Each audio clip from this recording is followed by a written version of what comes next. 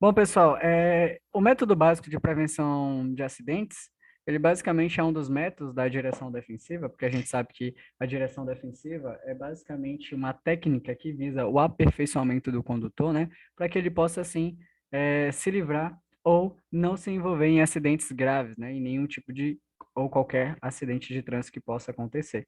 Então, ele consiste simplesmente em três coisas importantes, que é ver, pensar e agir. Ou seja, você tem que ver, pensar e agir com conhecimento, com rapidez, com responsabilidade, ou seja, onde vão ser princípios básicos de qualquer método de prevenção de acidentes. Você vai ver, ou seja, ver o perigo, prever o perigo, você vai pensar, saber quais são as possibilidades que estão ao seu alcance e agir, tomar uma atitude, tomar uma decisão.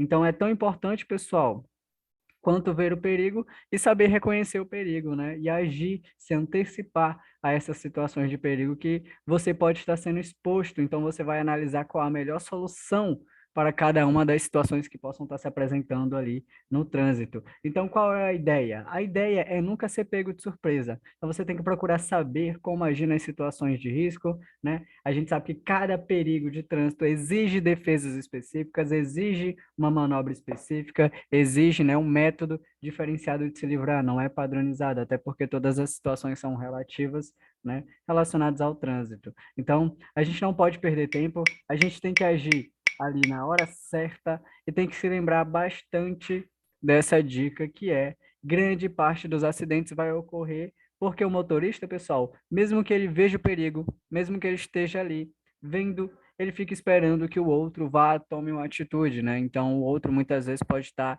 na mesma situação, esperando que você tome a atitude de agir, né? Usando ali da decisão, do tempo hábil, das condições que o veículo dispõe, né? Do tempo, do espaço que você dispõe para poder agir sob risco ali do perigo que se apresente a você. Então, o método básico de acidentes é isso, é ver, pensar e agir. Onde você vê, prevê, você pensa nas possibilidades que você tem, que dispõe ali para você, e você vai agir mediante ali a situação. Não perca tempo, não espere que os outros tomem uma atitude, decida por você e pela sua integridade física, né? Então, a gente dando continuidade, a gente percebe que ele trabalha muito essa questão, né? Ou seja, que a segurança no trânsito ela pode ser garantida com a utilização desses métodos básicos de prevenção de acidentes, que consiste nessas três ações. Preveja o perigo, ou seja, você vai ver, você vai descobrir o que fazer através do pensar, você vai pensar e você vai agir, né? Agir a tempo para se livrar desse perigo iminente que possa acontecer. Então, a prevenção ou esse método básico de prevenção de acidentes lida com essas três características, que é o ver, pensar e agir, caso seja abordado aí nas questões futuras. Bom, então a gente tem que ter muita atenção quando está locomovendo-se aí no trânsito. A gente sabe disso, a gente sabe que a atenção ela vai ser totalmente vital para qualquer situação, né, de risco que possa estar se apresentando, ou atento a condições adversas, ou atento a fatores ali desfavoráveis e inadequados por parte de outros condutores que possam acabar sendo submetido a você, né? Que é muito perigoso. Então, a gente já sabe das possíveis causas de acidentes, que são de três características negativas. Negligência é sem condições de dirigir, né? O carro ou o condutor. A gente já sabe o que é a negligência, né? É sem condições de dirigir ou o carro ou o condutor também. A gente percebe que a imprudência é basicamente expor a si próprio e as outras pessoas, ou seja, a pessoa tem conhecimento das regras de trânsito, ele tem habilidade na condução do veículo, mas ele simplesmente decide desobedecê-la, né? Desobedecer ali as normas e os preceitos da legislação.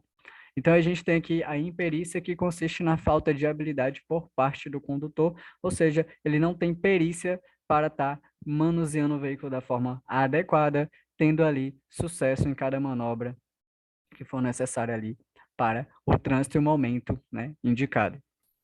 Então, não tem habilidade, isso pode trazer vários transtornos aí no trânsito. Bom, agora a gente vai falar de umas coisas muito importantes no trânsito, que são os chamados tempos de reações, distância de segmento, a gente tem também distância de frenagem, a gente tem também distância de parada e distância de parada total. E a gente vai trabalhar muito com essas questões nesse quesito, tá? Que significa como parar. Bom, mas o que é tempo de reação? O tempo de reação de um condutor, em condições normais, ele pode variar em 3 quartos de um segundo, ou seja, você, em condições normais, onde você está com estado físico e mental totalmente saudáveis, você vai conseguir simplesmente agir rapidamente dentro do intervalo de 1 segundo sob risco à sua segurança. Geralmente você vai agir rápido, né? E você vai tentar usar qualquer tipo de método ali para se livrar do acidente o mais rápido possível, né?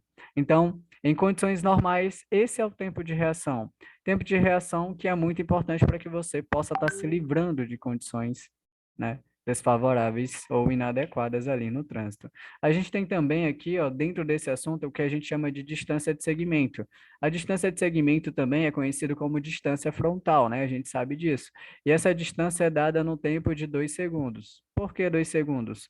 Né? Distância dada em tempo é porque esse tempo é o que você vai dispor para tomar uma atitude sem ter que colidir com o veículo que está à sua frente. Para isso, você vai ter que estar ali calculando na hora, mediante as situações, as condições e operações da via, a distância correta que você tem que estar do veículo. Se você está numa situação ok, você mantém ali uma determinada distância, e se você percebe que ali naquele momento há uma situação adversa se apresentando, você simplesmente dobra essa distância e fica, claro, mediante a isso, dobrar a atenção.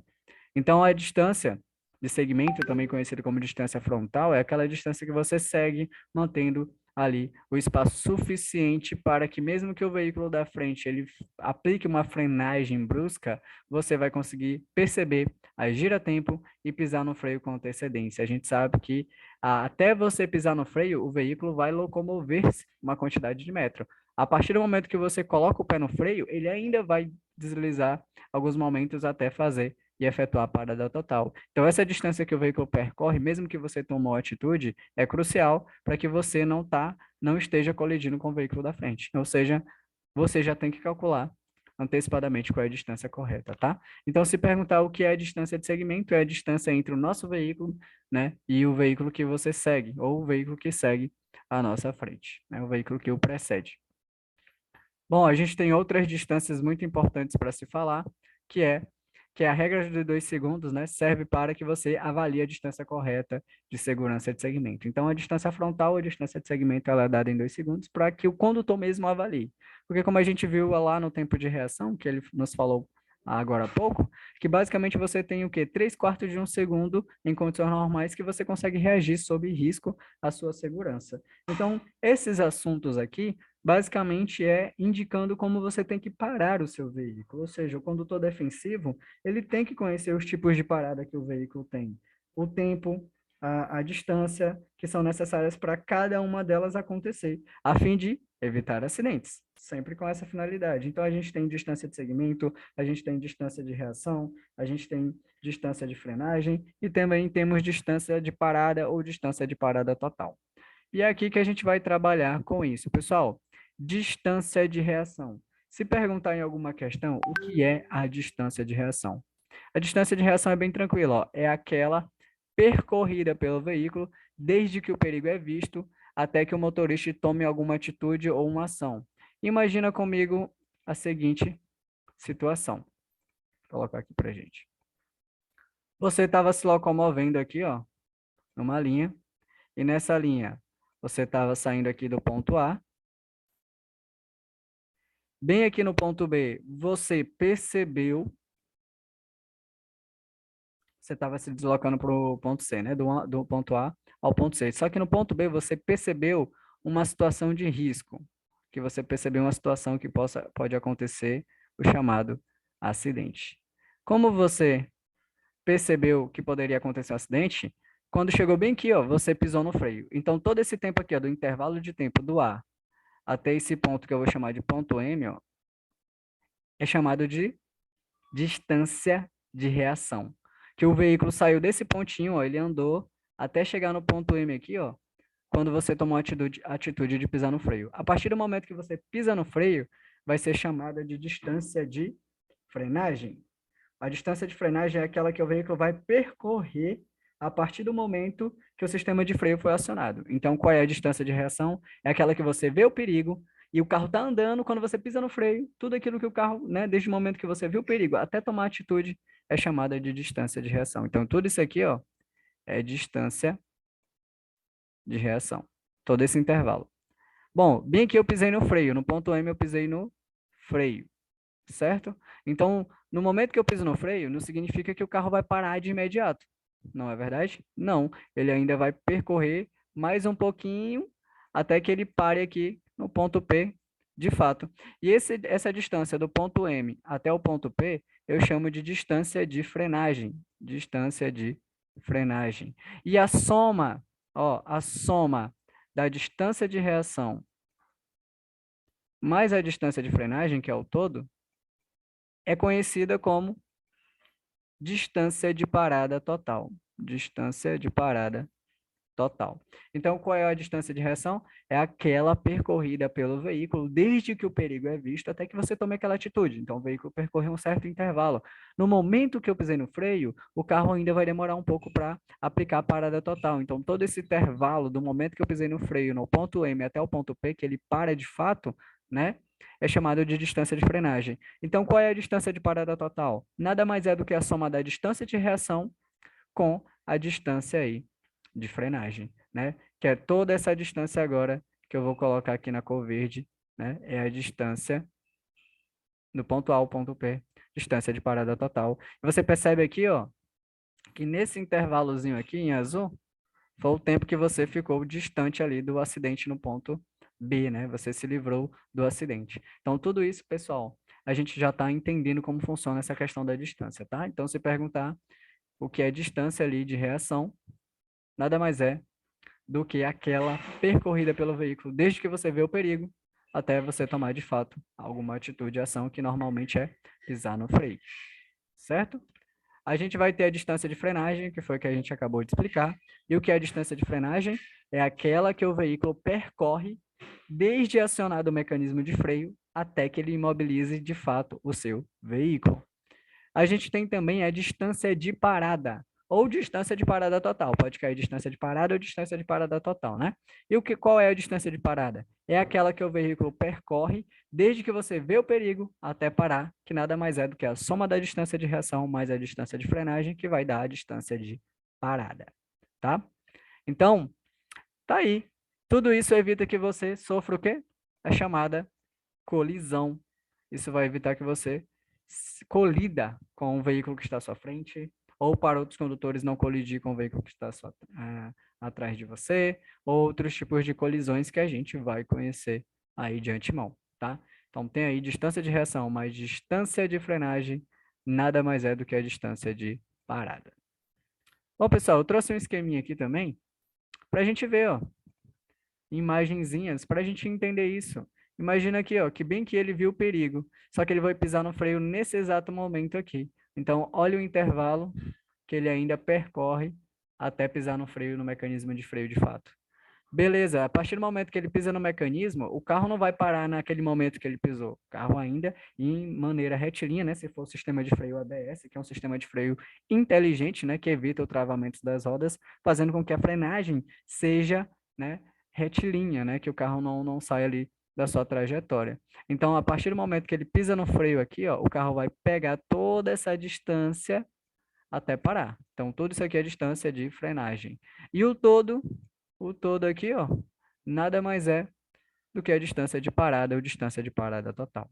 E a última imagem a gente percebe ali que nada mais é do que a distância de segmento, também conhecida como distância frontal, onde o descumprimento da distância frontal se torna infração de natureza grave, levando 5 pontos no prontuário do condutor, como a gente já sabe, e a multa aí de R$ 195,23. Ou seja, você que decide através do tempo de 2 segundos qual a distância que você considera adequada, correta, para que você não venha colidir de alguma maneira com o veículo que está à sua frente, caso em uma situação que possa se apresentar de emergência. Então, essas são as chamadas distâncias que a gente está abordando nesse ponto e o que cada uma representa, tá? E elas são muito abordadas em questões de direção defensiva. Então, se a gente tiver fazendo simuladores, possivelmente pode cair, né? Questões dessa natureza. Mais um esquema aí. A primeira distância nada mais é do que a distância de segmento. Os dois veículos estão ali em velocidades constantes, um seguindo o outro, mantendo aquela distância adequada. Ó, essa aí foi distância de reação, pisou no freio. No momento que ele pisou no freio, o carro vai se locomover até parar total. Então, no momento que ele pisa no freio até parar, é chamado de distância de frenagem, aparecendo na tela. Distância de frenagem. E o todo, né? A soma da distância de reação mais distância de frenagem, distância de parada total. Então, gosto de frisar bastante para que a gente realmente memorize, né, essas situações que gostam de cair em provas, e principalmente em questões de direção defensiva, tá? Então, é muito importante, né? Como o velho ditado diz, geralmente a repetição, geralmente não, né? A repetição faz o mestre. Então, quanto mais você vê uma informação, mais prática e mais fácil de memorizar ela vai ficar. Pessoal, agora a gente vai falar de um assunto muito importante, se tratando aí, né, de direção defensiva, é falar sobre as chamadas colisões e atropelamentos. Os assuntos de colisões são muito importantes, tá? E aí que a gente vai usar todas as técnicas indispensáveis do aperfeiçoamento do condutor, vai usar a prevenção de acidentes, né, o método básico de prevenção de acidentes, vai usar todas as informações de segurança, de como lidar, né, numa via, de como se portar, como se comportar para que você não venha ali colidir ou sofrer colisões. Então, vamos lá, pessoal. Primeiro, a gente vai perceber que existem vários tipos de colisões e a gente vai abordar uma a uma, né? Existem colisões e atropelamentos ou abarroamentos, né? Então, primeiro tem aí também colisão com o veículo da frente, né? Ou seja, é quando de alguma maneira você colidiu com o veículo que está à sua frente, então tem até aquele ditado, né? Quem bate atrás é quem está errado. De fato, por quê? Porque quem está atrás do veículo que, né, que tem um veículo à sua frente e você está atrás e você acaba colidindo, isso significa que você não estava dirigindo com a atenção e os cuidados indispensáveis à segurança. Você não estava atento, você não estava mantendo uma distância frontal segura, você estava ali totalmente disperso, você não consegue perceber que o veículo da frente, né, podia parar de alguma vez em decorrência de outra situação que aconteceu ali com ele. Então, você tem que estar atento até mesmo o que está acontecendo à frente do veículo que o precede. Então, isso é importante. Então, né, colisão com o veículo da frente é uma das abordagens. Colisão com o veículo de trás é quando outro veículo colide na sua traseira, isso é muito perigoso. Pode fazer com que você seja submetido ao chamado efeito chicote, né, que é aquela pancada onde você vai para frente, o cinto de segurança, né, que é o cinto de 3 pontos, que é o mais seguro, te puxa para trás do banco, e se o encosto de cabeça não estiver na posição adequada ou simplesmente não estiver colocado no veículo, que é infração de natureza grave, inclusive, né, porque é um item obrigatório do veículo, faz com que você possa ser submetido a esse chamado efeito chicote. Tua cabeça vai para trás de uma vez, que nem o movimento de um chicote. Isso pode dar grandes danos ali na medula espinhal, né, que fica na coluna cervical, né, que fica aí muito importante, né, que é um dos órgãos, né, do sistema nervoso central, né, que é a medula espinhal. Então, a gente sabe que se ela for danificada, você vai perder ali as comunicações, né, através dos nervos, através dos neurônios, né, células nervosas, você vai perder a comunicação entre os membros superiores e inferiores do teu corpo. Isso é muito perigoso, né?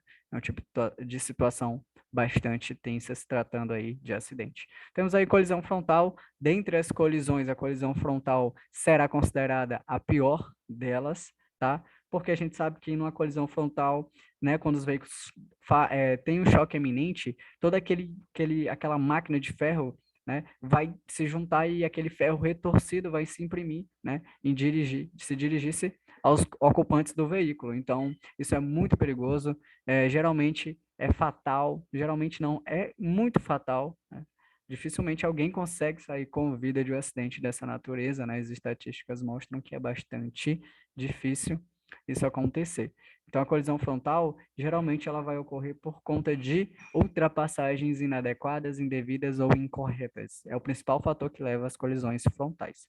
Existe colisão com motocicletas, existe colisão com ciclistas, atropelamento, seja de pedestres ou animais. Então, a gente vai perceber que muitas vezes não cabe ao condutor, né, a maior responsabilidade no trânsito, e a gente sabe que os veículos de maior porte, eles têm que ter, né, ali mais atenção com os de menor porte, até porque os de menor têm prioridade, né?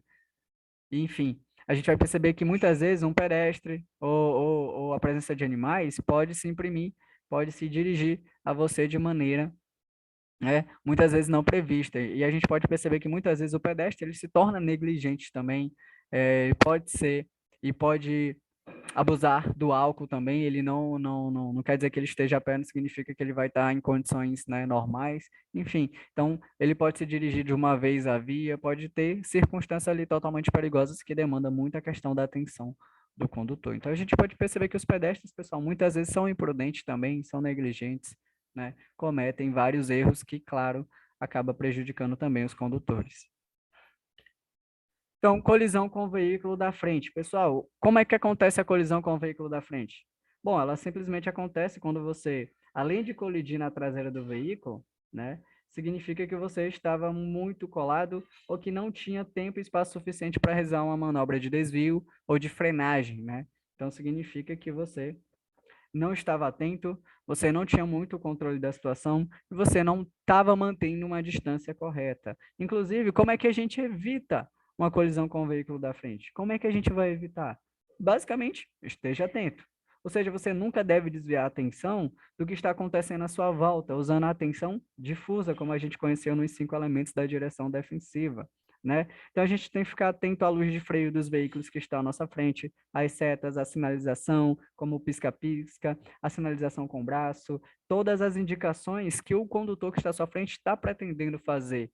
Ou seja, ser previsível no trânsito é uma coisa boa, porque você está dando a entender todas as suas intenções e os motoristas vão agir de acordo com essas intenções também, né? Fazendo ali as manobras adequadamente. Então, esteja atento, fique atento, principalmente às luzes de freios do veículo que está à sua frente. Como assim controle da situação? Como é que eu posso tomar o controle da situação? É procurar ver além do veículo que está à sua frente. É você ter aquele famoso olho de Tandera, você vai identificar situações que vai te obrigar a realizar algum tipo de manobra brusca, né? Sem que você tenha tempo de sinalizar. Então, você tem que verificar uma distância correta de deslocamento, é, de tempo para reagir, né? Uma tomada de decisão mais adequada possível, né? Então, se necessário, em uma situação de emergência. Então, você tem que ser bastante preciso. Pessoal, mantenha distância. Então, deve-se manter uma distância segura do veículo que está à sua frente. Você tem que manter distância. Isso aí é totalmente indispensável.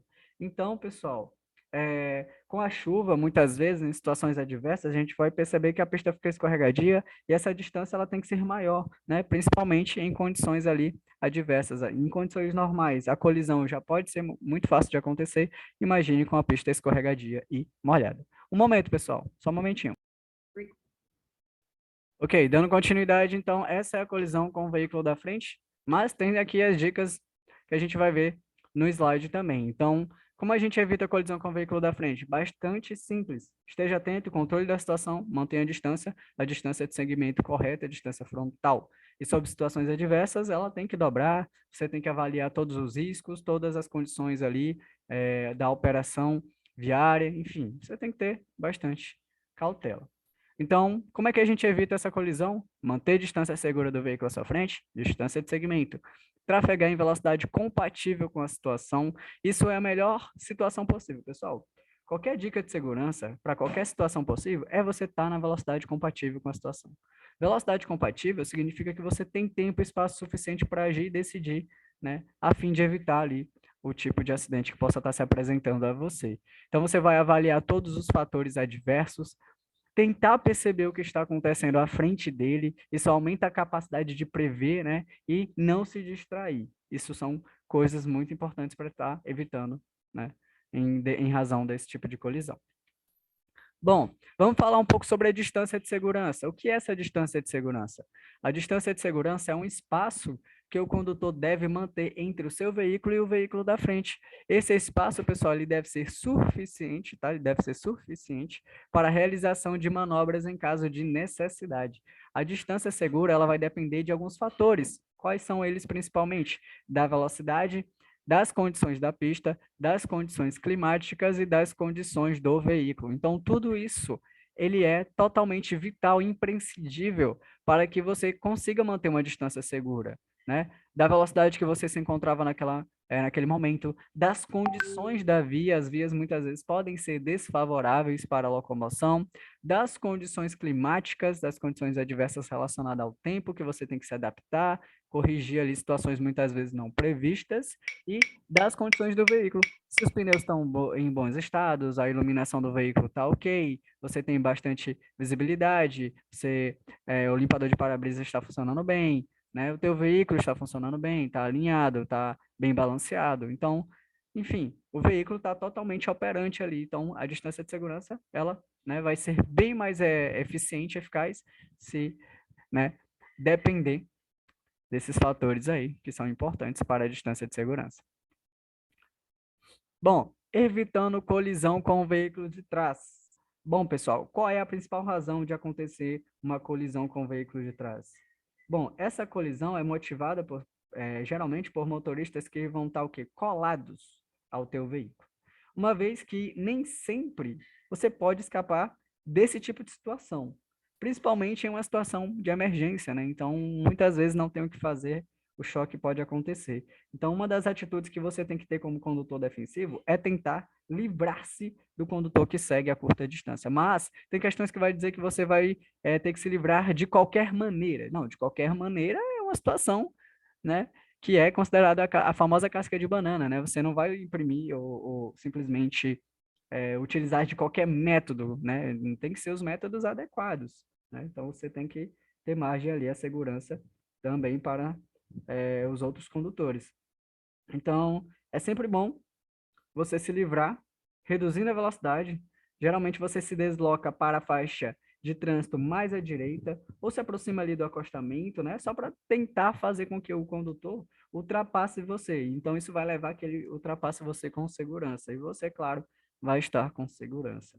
Então, uma das dicas é, você tem que planejar o que fazer, você tem que sinalizar suas atitudes, tem que ficar atento a pontos cegos dos veículos. Todo veículo tem ponto cego. E simplesmente você pode parar ali aos poucos, reduzindo um pouco a velocidade, não freando bruscamente, sempre que possível evitar o máximo as colisões. Então, é importante livrar-se desses colados à sua traseira, desses veículos que estão aí. Ou seja, você tem que usar o princípio de cortesia. Favoreça a ultrapassagem, deixe os apressados passar, mantenha sempre ali a distância recomendada pela segurança. Bom, então é importante também e necessário o uso correto do apoio para a cabeça existente nos bancos do veículo, pois assim será possível evitar o chamado efeito chicote. Efeito chicote é basicamente aqui, pessoal, tem um banco, aí bem aqui tem, né, um encosto de cabeça. Quando você está no banco e você está aqui pilotando, o que acontece?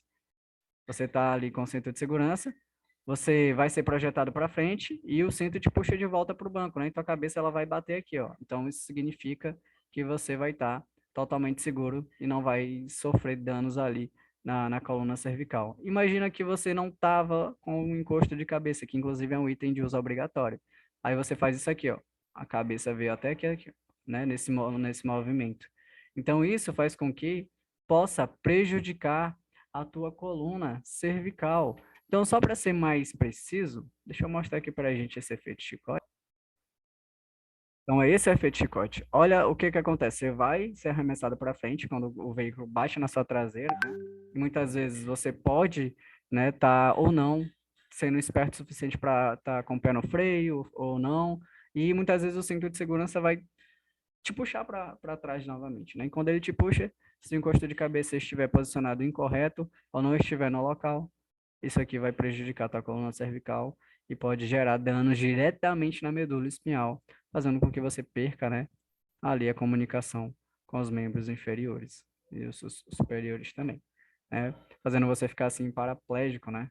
Ou tetraplégico, dependendo do dano acontecido. Então, esse é o chamado efeito chicote. Sobre situações onde você estava parado. Imagina que você está parado aqui, ó. Você está parado. De alguma forma o trânsito está congestionado. Tem um monte de carro na sua frente. Você estava aqui, certo? O que você vai fazer?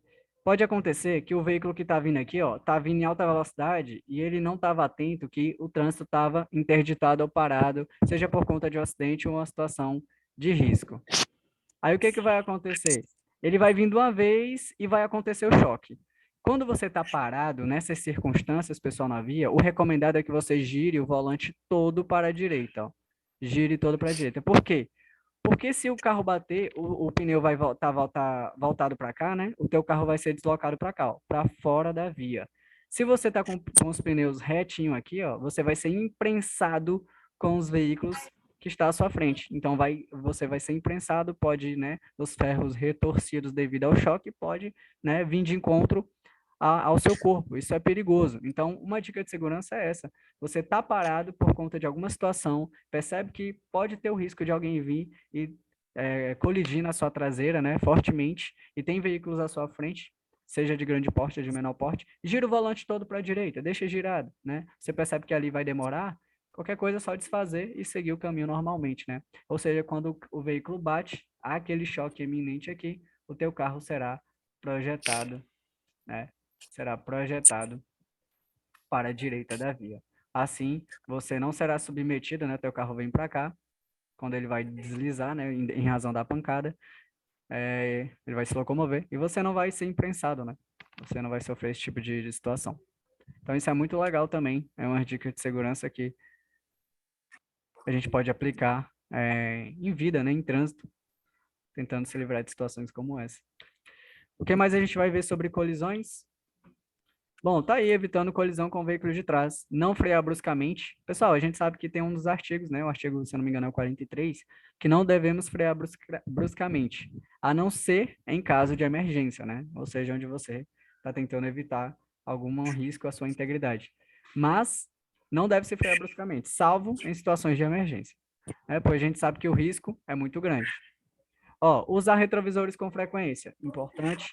Virar a cabeça para os lados e conferir as situações com o canto dos olhos, pois todos os veículos têm ponto cego. Mesmo que você esteja fazendo a conversão, mesmo que você esteja adentrando na rua, não custa nada você, muitas vezes, virar a cabeça e olhar para trás, né? Porque às vezes o retrovisor não te dá todas as informações necessárias. Os veículos vão ter pontos cegos e é nesses pontos cegos que geralmente vão acontecer situações de risco. Né? Se outro veículo colar atrás, a gente não tenta fugir dele acelerando. Se ele continua colado, a gente diminui a velocidade, sinaliza e facilita a ultrapassagem desse condutor aí. Então, ser previsível, sinalizando e antecipando as suas intenções é uma coisa muito boa se tratando de trânsito. Bom, como evitar a colisão frontal? Bom, primeiramente, a gente sabe que a principal causa de colisão frontal é a ultrapassagem indevida. A gente já tem esse entendimento. Então, o que acontece muitas vezes? Muita gente vai ultrapassar aonde não é permitido. Por exemplo, a imagem aqui, ela está um tanto desfocada, mas a gente pode perceber que as marcas longitudinais aqui, ó, ela é dupla contínua. Se ela é contínua, a gente já sabe que esse cidadão aqui, ó, não devia estar ultrapassando nesse trecho especificamente, porque de alguma maneira esse trecho é perigoso. Ele começa vindo de uma curva lá, ó. Então, ele já é perigoso. Quando você está saindo da curva, você não tem visibilidade de quem vem. Então, essa situação pode gerar vários riscos. E quem pode ser afetado também é o cidadãozinho aqui, que muitas vezes não tinha muito a ver com a situação. Então, a gente está sempre ali sendo submetido aos erros muito comuns de outros condutores, tá? Então, o que a gente vai perceber? Como é que a gente evita a colisão frontal? Ó, as velocidades se somam na hora do choque. Isso é verdade, né? Você está vindo aqui num sentido a 80 quilômetros por hora e vem outro veículo aqui que estava a 110 quilômetros por hora. As duas velocidades estão se somando, né? Se somando. E o choque iminente vai acontecer, né, num ponto específico. E a gente sabe que os danos são muito graves. Então, só ultrapasse com segurança. A gente tem que ter bastante cuidado com os veículos que trafegam em sentido contrário. Temos que ser totalmente precisos em curvas e dirigir com cuidado, principalmente à noite, onde a visibilidade já é precária, muitas regiões são desprovidas de iluminação e você já tem que se adequar às situações dessas aí. Uma nota importante, só se deve realizar a ultrapassagem quando houver realmente a necessidade de fazê-la. Tá? Pessoal, lembra aí do cinto pélvico ou subabdominal, né? A gente tem 3 tipos de cintos de segurança que a gente conheceu. O mais seguro é o cinto de 3 pontos, né? E não usar o cinto de segurança ou simplesmente usar em desacordo com as normas estabelecidas pelo CONTRAN, nosso Conselho Nacional de Trânsito, é considerado infração de natureza grave, né? Tudo que envolve aí o adulto, nesse quesito do cinto, é infração de natureza grave. Para uma criança, né, a gente sabe que é infração de natureza gravíssima. Tem aí o cinto pélvico ou subabdominal, esse equipamento que vai se ajustar na região pélvica, ele tem a finalidade de diminuir as consequências dos acidentes de trânsito, ou seja, é um equipamento de uso obrigatório e de segurança do teu veículo. A gente tem o cinto torácico ou diagonal, é um equipamento que vai se ajustar na região do tórax em posição diagonal. Então, quais são as funções básicas do cinto de segurança? Muito simples. É proteção ao seu portador, ele vai aliviar o máximo possível o impacto e evitar que o ocupante, claro, seja jogado e arremessado para fora do veículo em razão das pancadas e acidentes acontecidos. Então, ele evita que você sofra acidentes secundários dentro do próprio interior do veículo ou seja arremessado para fora do mesmo, né? Pessoal, o mais seguro de todos é o cinto de 3 pontos. Cinto de 3 pontos. Ele basicamente nada mais é do que a junção do cinto pélvico com o torácico, né? E é o equipamento que se ajusta aí na região do tórax, na região pélvica, e é o que vai dar mais proteção aos condutores e passageiros. Ó, além de ser um equipamento obrigatório do veículo, protege o condutor da segunda colisão e contra os impactos no interior do mesmo. Estamos falando de quem? Cinto de segurança. Esse aqui é um exemplo de questões, né, se tratando do cinto de segurança. Bom, o cinto de segurança a gente sabe que deve ser de responsabilidade e usado por todos os ocupantes do veículo. Pessoal, se você, condutor, está levando alguém e esse alguém não está usando o cinto de segurança, você que é o responsável por ele. Mesmo que você o esteja usando, mas seus passageiros, né, a quem você está conduzindo não está usando, você responde e você pode ser sim autuado por infração de natureza grave. Se for uma criança, vai ser gravíssima, né? Porque dependendo da sua faixa etária, idade e peso, tem que usar o dispositivo de retenção apropriado. A não ser que já tenha idade suficiente, já tenha altura suficiente, a gente já sabe como isso funciona. Então, é de responsabilidade do condutor, né, que todos os passageiros utilizem adequadamente o cinto, certo? E a gente sabe que não usar o cinto de segurança é uma opção por suicídio ou por matar os outros ocupantes do carro. Né? Então, a gente está vendo aqui simulação sobre uma frenagem, um acidente. Quem não estiver, não estiver utilizando o cinto, né, sabe que vai ser arremessado em razão da pancada. Até porque o ser humano dentro do carro ele está inerte, né, em relação ao veículo. Então, quando essa inércia é quebrada, ele vai ser arremessado para fora. Pessoal, não usar o cinto de segurança é opção para suicídio, já sabemos disso. Quem não usa será projetado para fora, no interior do mesmo. Isso aí pode gerar várias pancadas fortes, que pode gerar fraturas, que essas fraturas que são rupturas da estrutura óssea, pode perfurar órgãos internos, que vai gerar hemorragias, e se for hemorragia arterial, né, dependendo de se for uma artéria que foi atingida, em 2, 3 minutos você já vai falecer. Em 1 minuto ou 2 minutos, você já perde 50% do teu sangue quando uma artéria é rompida. Então, é muito perigoso. Então, a chance de você sobreviver é muito pouca, muito baixa, né? É muito perigoso você, né, não ter ali os cuidados necessários quando está conduzindo o veículo e quando você não tem responsabilidade pelos passageiros que está, né, conduzindo. Pessoal, o cinto de segurança no banco traseiro, ele vai reduzir em até 75% o risco de morte em caso de acidente. 75%, uma porcentagem muito boa. Né? E lugar de criança? É no colo dos pais? Não, não é, né? A gente sabe bem disso. A gente sabe que isso aqui é infração de natureza gravíssima, porque a criança não está usando o dispositivo de retenção apropriado e está o pai ali conduzindo com criança, né, no banco da frente, só pode andar com criança no banco na frente se o veículo dispuser somente, né, for dotado somente de banco dianteiro ou a capacidade máxima do banco traseiro for excedida, né? Enfim, ou se a criança já tinha altura suficiente para trafegar no banco da frente, quando ela tem altura igual ou superior a 1,45 m, né? Como a gente já conheceu aí. E, claro, usando o dispositivo de retenção apropriado. Né? É muito importante isso. Então, isso é infração de natureza gravíssima e ele ainda vai responder possivelmente por uma média por estar transitando ali com crianças ao lado, né? Pode ser entre as pernas, né? Enfim, isso pode acontecer, dependendo da situação. Então, a gente vê aí, ó, os dispositivos que as crianças têm que usar. Sempre é recomendado que as crianças fiquem seguras no banco traseiro, é o mais adequado, é o mais indicado.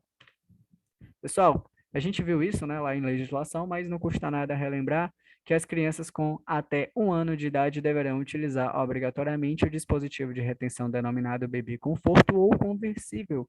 E a gente percebe que, do jeito que está apresentado aí na imagem, é assim que tem que ser colocado aí o bebê conforto e o bebê voltado para o banco traseiro, né? Ou seja, ele vai ficar de costa para o para-brisa, né, dianteiro do veículo. Crianças aí, pessoal, com idade superior a 1 ano e inferior ou igual a 4 anos, deverão utilizar obrigatoriamente o dispositivo chamado e denominado cadeirinha, lá no banco traseiro, né? Banco traseiro. Temos aí, crianças com idade superior a 4 anos e inferior ou igual a 7 anos e meio, deverão utilizar o dispositivo de retenção denominado assento de elevação. Se a criança já tem mais de 1,45 m ou igual a 1,45 m, ele pode usar o cinto de segurança, tá? Mas tem que ser no banco traseiro, certo? Mesmo que ele tenha idade inferior a 10 anos. A gente tem que ter aí essa noção.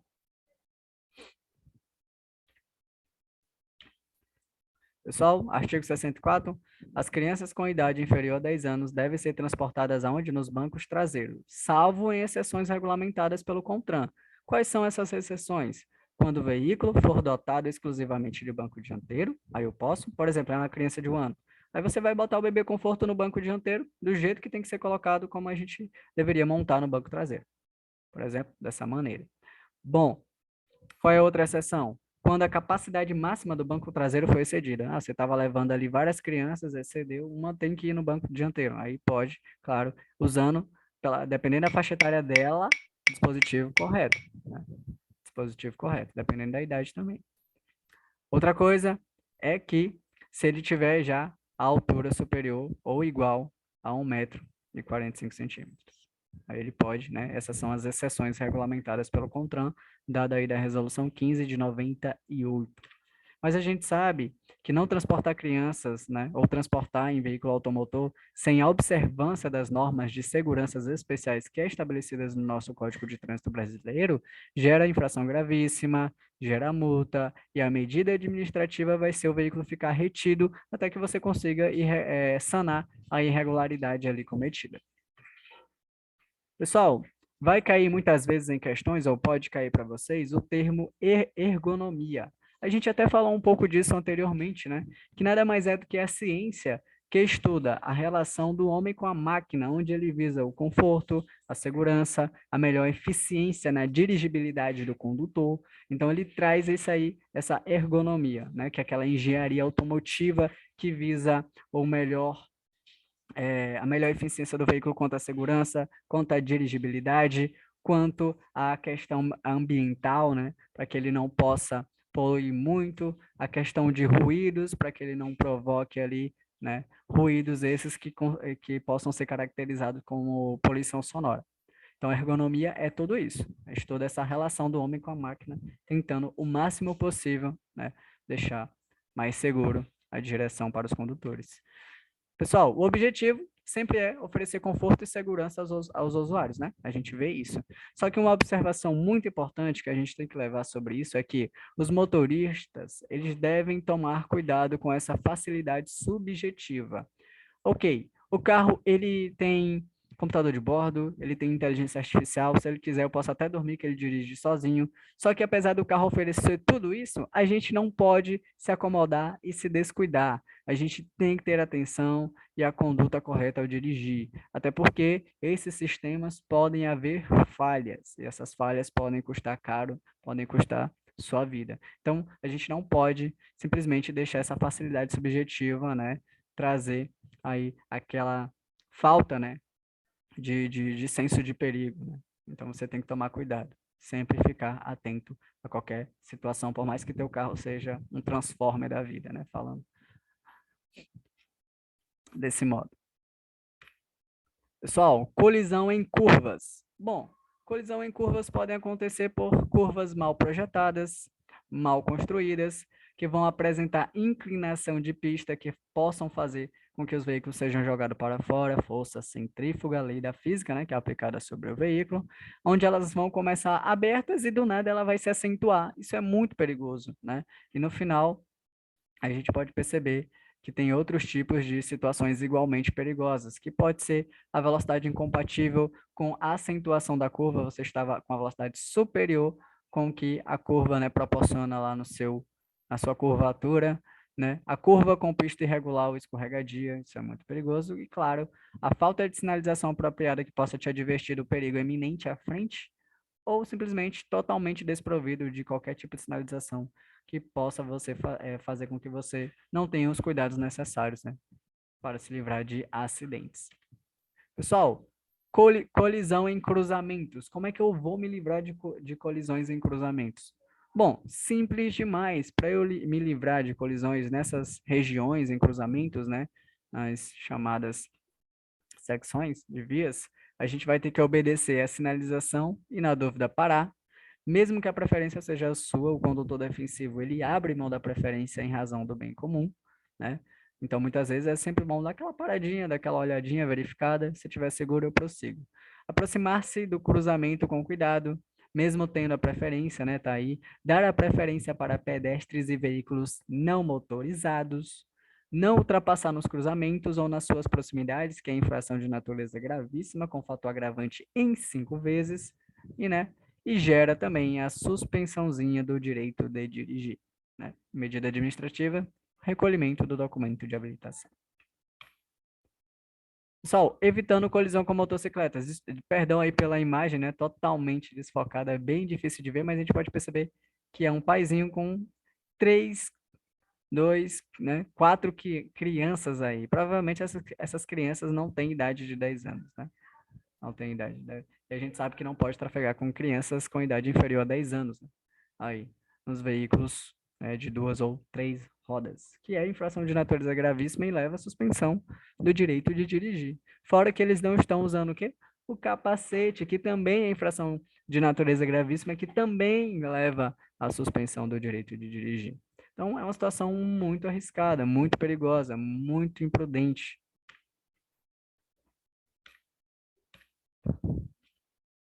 Então, tá aqui, pessoal, evitando colisão com motocicletas. Bom, evitando colisão com motocicletas, aumenta a distância, desculpa, para que você consiga, né, evitar colisões com motocicletas, você tem que aumentar a distância de segmento, você tem que ficar atento à distância lateral de segurança que é dada de 1,5 m, né? Na ultrapassagem, você tem que observar a mesma distância guardada para os outros veículos, você tem que redobrar a atenção em curvas nos períodos de chuva. Perceba que muitas vezes, pessoal, esses veículos, as motocicletas, as motonetas ou ciclomotorizados, a presença deles podem ser silenciosas, podem ser de difícil visibilidade, a aproximação pode ser ali muito inesperada, então a gente tem que estar mais atento a isso, né? Principalmente em cruzamentos, dirigindo à noite ou sob chuva forte. Às vezes a aproximação desses veículos podem ser, né, muito difícil de ser percebida, principalmente quando eles possivelmente podem estar trafegando com falhas no sistema de iluminação da moto, né, nos faróis, entre outros tipos de situações que levam à ocorrência de acidente. Motocicletas têm o tipo de retrovisor convexo. Pessoal, por que convexo? O convexo, ele dá uma ideia para os condutores que o que ele está vendo no retrovisor está mais próximo do que realmente está, né? Então, o espelho convexo, caso pergunte qual é o tipo de espelho aí das motocicletas, né? É o estilo convexo. E qual é a sensação que ele dá? A sensação é que simplesmente o que ele está vendo está mais próximo do que realmente está, né? Então, parece que está tudo mais próximo do que realmente está. E o modo de estacionar, a gente já sabe que é perpendicular, né? Ali, à via. Pessoal, nota importante. Apesar da imprudência apresentada por alguns motociclistas, os condutores defensivos devem dirigir por si e pelos outros. Quem é que nunca ouviu esse conselho aí da mãe, da avó, do pai, dos tios, dos parentes ou de qualquer outra pessoa, né? E é uma nota muito importante, claro, que é válida de verdade. Como evitar a colisão com ciclistas? Como é que a gente evita a colisão com esses ciclistas? É você ficar atento à visibilidade à noite. Se perceber motociclista às vezes pode ser difícil, um ciclista é ainda pior, né? Você tem que perceber que a aproximação é silenciosa e ao fazer curvas em esquinas, pessoal, ter atenção redobrada, sempre que puder, dá aquela paradinha, olha para os dois lados e segue o caminho tranquilamente. Uma nota importante é que os ciclistas, em geral, ou eles desconhecem as regras de trânsito, ou eles simplesmente a ignoram. Então, a gente pode perceber que os ciclistas são imprudentes.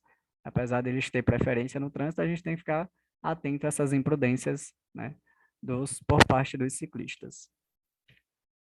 Você está dirigindo e verifica que há ciclista no trânsito. Ao ultrapassá-los, você deve reduzir a velocidade de forma compatível. Se você não reduzir a velocidade de forma compatível, é infração de natureza grave. E guardar a distância lateral quando ultrapassar, manter uma distância adequada de 1,5 m, que o descumprimento gera infração de natureza média, tá? Infração de natureza média. Deixar aqui, ó. Deixar de guardar a distância lateral de 1,50 m ao passar ou ultrapassar por bicicleta, segundo o artigo aí 201 do Código de Trânsito Brasileiro, é infração de natureza média, como penalidade aí que está inerente à multa, né, à infração, de 130,16 centavos. Como evitar atropelamentos de pedestres? Como é que a gente evita? Pessoal, reduzir a velocidade próxima às faixas de pedestres, cuidado com as situações envolvendo faixa de pedestre. Você tem que estar atento às crianças brincando próxima à via, aquele ditado, né? Se vem a bola, provavelmente vem uma criança atrás dessa bola entrando no meio da via, né? Porque ela não tem ali ainda noção de perigo iminente que possa sofrer, né? Ela não tem aquele autocuidado ainda. Então, tenha cuidado com os idosos e deficientes físicos também. Uma nota importante, o abuso de álcool, pessoal, não é exclusivamente apenas do condutor, não é verdade? O abuso de álcool não é somente de um condutor. Pode haver pedestres imprudentes, alcoolizados, né? Pessoas ali com perturbações, né? Estado emocional abalado, que vão, de alguma maneira, estar restringindo o uso da via, adentrando de maneira inadequada na via, causando, né, ali o caos, confusões e provocando acidentes. Então, a gente tem que estar sempre atento, mesmo que, né, seja irresponsabilidade de outros, a gente tem ali, claro, que se abster de qualquer perigo que possa ser apresentado. Como evitar atropelamento de animais? Bom, pessoal, ficar atento é a palavra mágica, né? Ó, ficar atento à entrada deles na via, a visibilidade à noite, e reduzir sempre a velocidade, principalmente quando você está transitando em vias rurais, né? Vias rurais ali, no caso de vias rurais não pavimentadas. Aqui eu estou falando de estradas, onde a presença de animais são mais frequentes, são mais comuns, né? Então você já sabe que a presença é comum, você já está obrigatoriamente tendo que ficar atento à presença.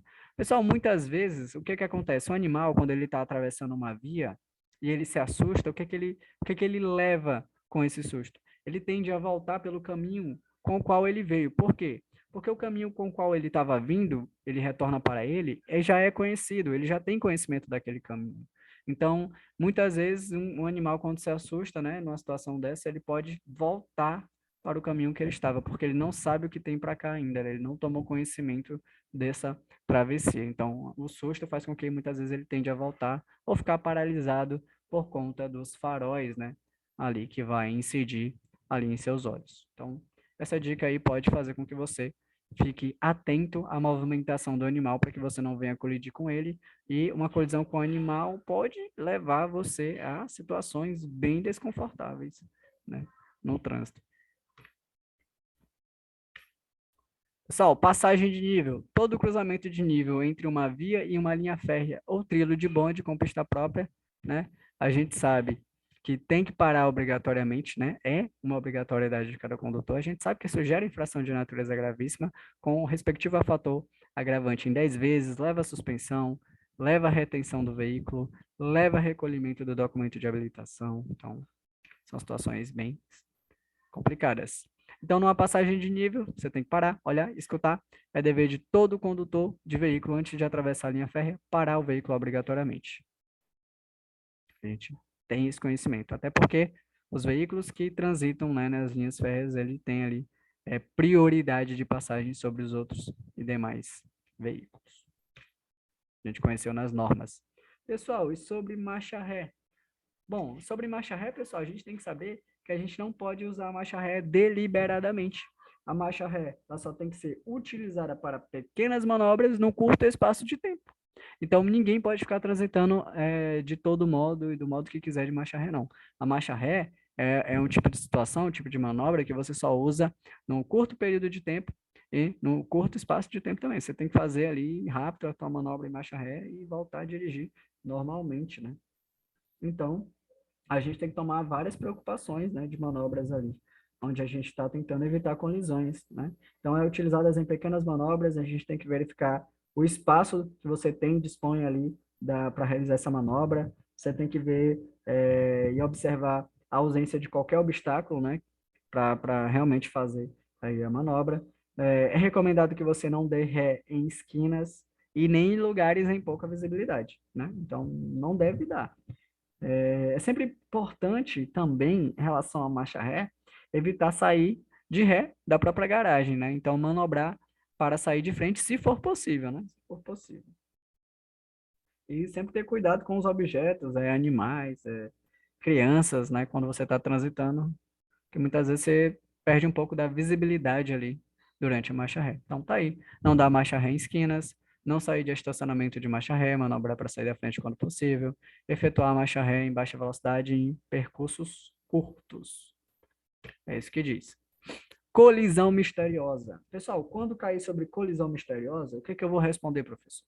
Bom, a colisão misteriosa é uma colisão que envolve exclusivamente apenas um único veículo, onde não se sabe ao certo o que aconteceu para aquele rapaz sofrer aquele acidente.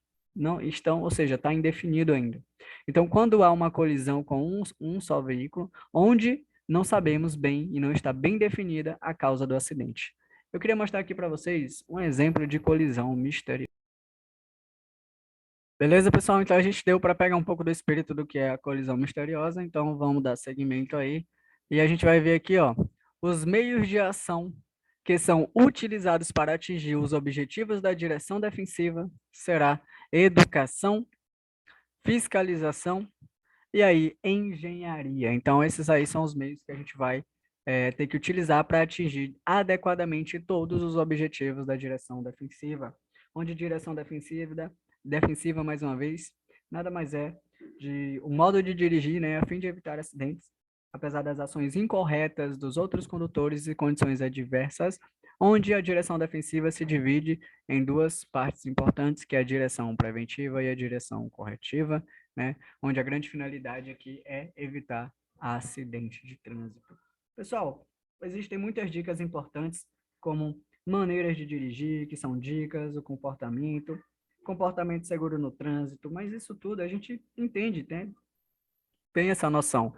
Então, em questões que abordam essas temáticas, a gente vai perceber que a gente vai conseguir responder adequadamente, a gente vai utilizar o nosso bom senso, vai olhar um pouco sobre o politicamente correto, ficar atento às questões que possam se apresentar como pegadinhas, e a gente percebe que o assunto de direção defensiva, ele, em todo o seu assunto, ele é bem tranquilo, né? Eu sei que ele tem ali várias informações, várias situações aí que às vezes podemos esquecer, mas, né, é de fácil entendimento e dá para compreender bastante, né, o que as questões de direção defensiva vão abordar. Então, a gente chegou ao fim do nosso curso de direção defensiva.